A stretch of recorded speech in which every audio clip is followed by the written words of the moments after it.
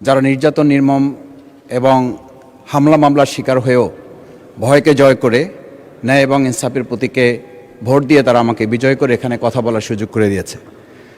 মাননীয় স্পিকার, আপনি জানেন আজকে আমরা যখন এখানে দাঁড়িয়ে কথা বলি তখন আমাদেরকে এটা ভাবতে হচ্ছে যে আমরা কথা বলতে গিয়ে আবার বিগত 17 বছরের কোনো একটা বৈষম্যের মধ্যে পড়ে যাচ্ছি কিনা। কিন্তু আমাদেরকে এটা ভাবতে হচ্ছে আমরা যখন এখানে দাঁড়িয়ে কথা বলছি, আমাদের কথা বলার সময় শহীদ শরীফ ওসমান হাদি ইনসাফের পক্ষে কথা বলার সময় বলেছিল, আমার প্রতি যে জুলুম করবে আমি তার সাথেও ইনসাফ করতে চাই। আমরা লক্ষ্য করেছি এই সরকার প্রতিষ্ঠিত হওয়ার পর শরীফ ওসমান হাদির ব্যাপারে তার বিচারে কতটুকু কার্যকারিতা নিয়ে এসেছে তা আমরা এখন পর্যন্ত জানতে পারিনি। আমার মনে হয় আমরা সংবিধান নিয়ে ঘাটাঘাটি করতে করতে যদি সংবিধানই আমাদের রক্ষা করতে পারত, তাহলে সংবিধান আমাদেরকে বলে দিত যে আমাদের সেদিন বালু ট্রাক সরানোর ক্ষেত্রে সংবিধানের পৃষ্ঠা আমাদেরকে খুঁজতে হতো। সংবিধান যদি আমাদেরকে রক্ষা করতে পারত, তাহলে 72-এর সংবিধানের আলোকে আজকে আমাদের এখানে থাকার কথা না, আমি শফিকুল ইসলাম মাসুদ আমার এখন জেলখানায় থাকার কথা। সংবিধান যদি মানতে হতো তাহলে আমাদের মাননীয় প্রধানমন্ত্রী বাংলাদেশে থাকার কথা না, ওনার দেশের বাইরে থাকার কথা। সংবিধান মানতে হলে বর্তমান স্বরাষ্ট্রমন্ত্রীর এখন দেশের বাইরে থাকার কথা ছিল। সংবিধান মানতে হলে যে বাচ্চাদেরকে আজকে এখানে শিক্ষা দেওয়া হচ্ছে, দীক্ষা দেওয়া হচ্ছে, কিংবা তাদেরকে কোনো কোনো ক্ষেত্রে জাসদের সাথে তুলনা করা হচ্ছে, সেই বাচ্চাদের নিয়েই আমরা এই সরকার দলের লোকদেরকে, সরকার দলের সম্মানিত নেতৃবৃন্দকে আমরা চোখের পানিও ফেলতে দেখেছি, আবার কাউকে কাউকে কথা বলতেও শুনেছি যে এই সমস্ত বাচ্চাদের, আমরা তাদের শিক্ষার্থীদের আন্দোলনের সাথে আমাদের কোনো সম্পর্ক ছিল না।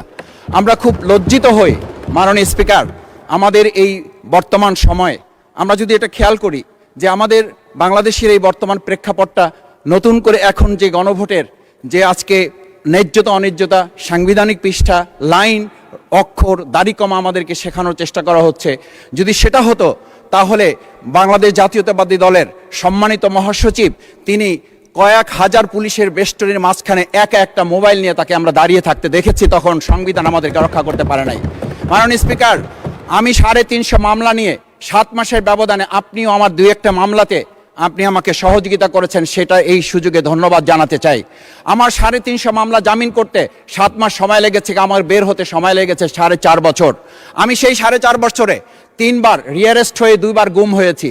আমি তখন ডিজিএফআই, এনএসআই, ডিবিএসবির কাছে জানতে চেয়েছিলাম আমার সামনে দিয়ে বড় বড় নেতারা বের হয়ে যাচ্ছে, আমার অপরাধটা কি? তখন বলেছিল তারা হুমকি না, হুমকি হচ্ছেন আপনারা।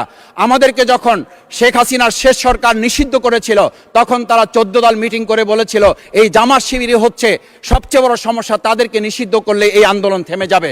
আজ একটা কথা পরিষ্কার বলতে চাই, এই গণভোট নিয়ে আমাদের মাথা ব্যথার মূল কারণ হচ্ছে এখানেই শেখ হাসিনা আমাদেরকে যথার্থ টার্গেটটা করেছিল, সেই টার্গেটের মূল লক্ষ্য ছিলাম আমরা।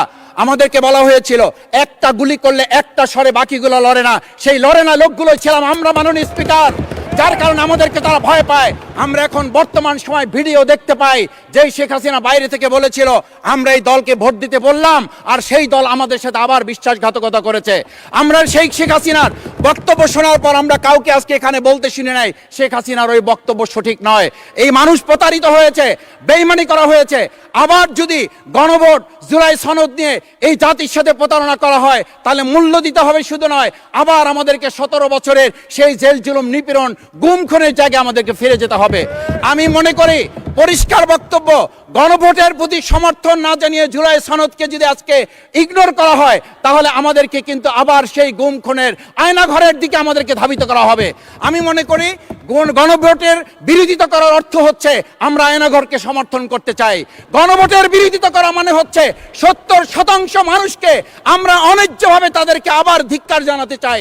আমি এখানে স্পষ্ট বলতে চাই, আপনারা যেমন 51% সমর্থন নিয়েছেন, 70% প্রায় জনগণ কিন্তু গণবিপ্লবের, গণভোটের পক্ষে তারা রায় দিয়েছে। আপনাদের চেয়ে সেই 51%-এর তুলনায় সেই 70% প্রায় গণভোটকে যদি আপনারা ইগনোর করেন তাহলে আমি বলবো আমার বাউফল, আমার পটুয়াখালী শুধু নয় গোটা বাংলাদেশ আবার জেগে উঠে গণভোটকে তারা কার্যকর করতে।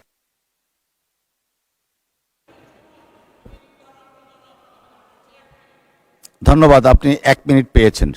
স্পিকার, আমি পরিষ্কার এইটার কথাটা এই জন্য বলছি, আজকে সংবিধানের লাইন ধরে ধরে যদি আমাদেরকে এই কথা জানতে হতো, তাহলে আমাদের নেতৃবৃন্দকে ফাঁসির মঞ্চে যেতে হতো না।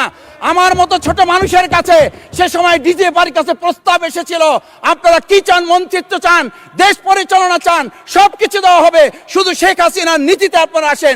সেই নীতি তো ছিল ৭২-এর সংবিধান, সেই নীতি নিয়ে আজকে কেন এখানে এত কথা বলা হচ্ছে? আমরা পরিষ্কার জানি, আমরা যদি সেই ৭২-এর সংবিধানকে ভালোবাসি, তাহলে এখানকার নেতৃবৃন্দ এবং মরহুমা বেগম খালেদা জিয়া নিজে বলেছিল, আমরা সুযোগ পেলে এই সংবিধানকে আমরা ছুঁড়ে ফেলে দেব। সেই সংবিধানের প্রতি আজকে বর্তমান সরকারি দলের কেন এত প্রেম জাগ্রত হয়েছে, এটা বাংলাদেশের মানুষের জানার অধিকার আছে। আমি আমার প্রিয় বাউফলের মানুষের প্রতি ভালোবাসা শ্রদ্ধা জানাই, যেই বাউফলবাসী আমার দাবি আদায়ের জন্য, আমার এলাকার মানুষের অধিকার আদায়ের জন্য এখানে দিয়েছে, আমি সেই অধিকার